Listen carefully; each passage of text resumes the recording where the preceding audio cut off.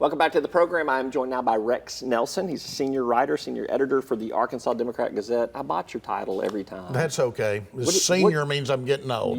It is senior editor. You are. So, yeah.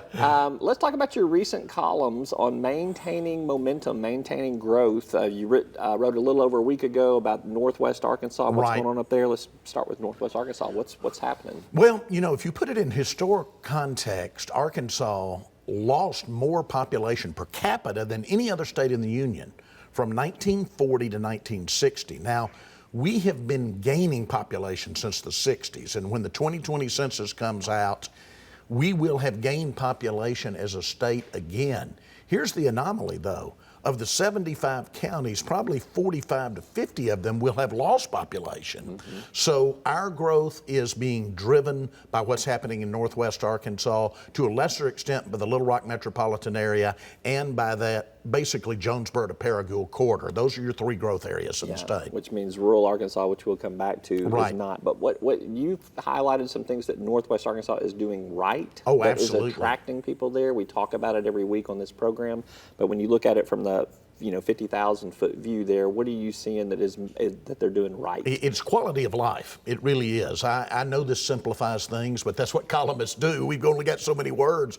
But I really see three evolutions of Northwest Arkansas. The first one was that organic growth of Walmart and J.B. Hunt and Tyson Foods that happened. I think the second revolution basically occurred a number of years ago when Walmart told all its vendors, look, we want you to have an actual physical presence in Northwest Arkansas. Brought thousands of new people to the region. I think the third evolution, though, began back on 11/11/11 when the Crystal Bridges Museum of American Art opened. That's when the focus really started on, look, we've got to have a great quality of life to attract the kind of talented people that we need at Walmart and J.B. Hunt and Tyson and all the vendors. And they are really focusing on that now. The Momentary, which is going to be a performing arts center associated with Crystal Bridges, is about to open. The Cuisine, I was up there for a Southern Foodways Alliance event that I wrote about, is becoming world class.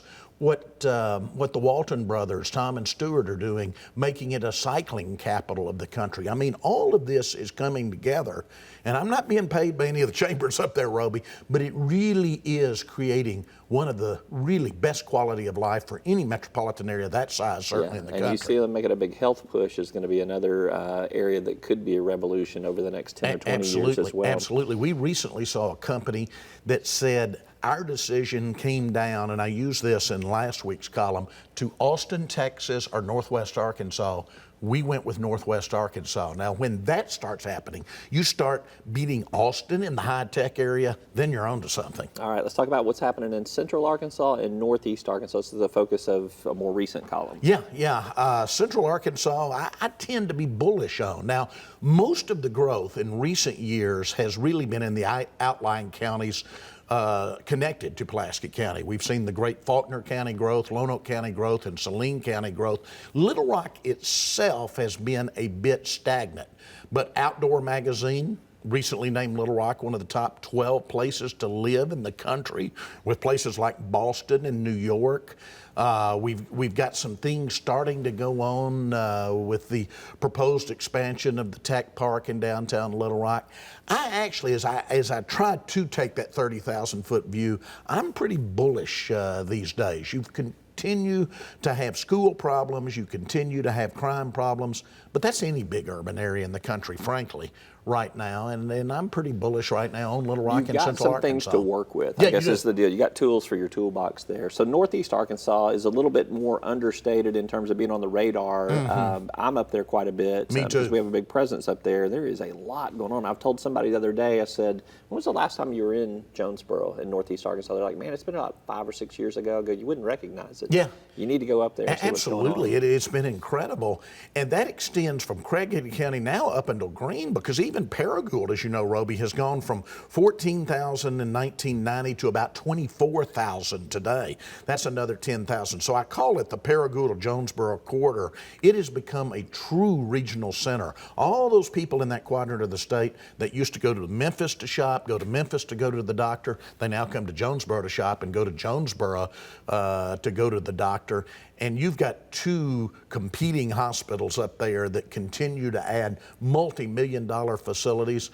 And as you well know, but I don't think a lot of people in the rest of Arkansas realize, Jonesboro itself has become a real medical center. Yeah, and you've got the Arkansas State University up there too, which continues to evolve and grow on its campus. Absolutely, got that new Embassy Suites and Convention Center about to it's open. out of the ground now, so it's changed the skyline on the campus there. So last but not least, so we talked about these three urban areas here. What about rural Arkansas? What is the future for rural Arkansas? How do small towns in South Arkansas and the Delta, how do they turn themselves around? We are becoming increasingly urbanized as a state. Now, agriculture is going to continue to be the largest part of our economy, probably for the rest of our lifetime, certainly.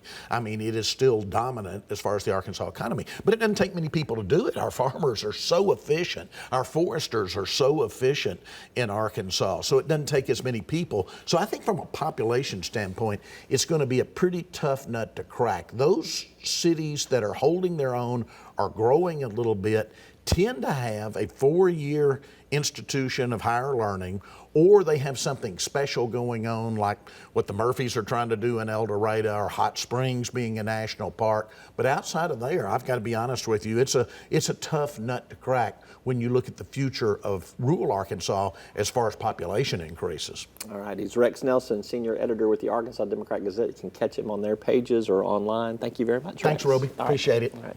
That's all for today's program. Thank you so much for tuning in. I'm Roby Brock. We will see you next time.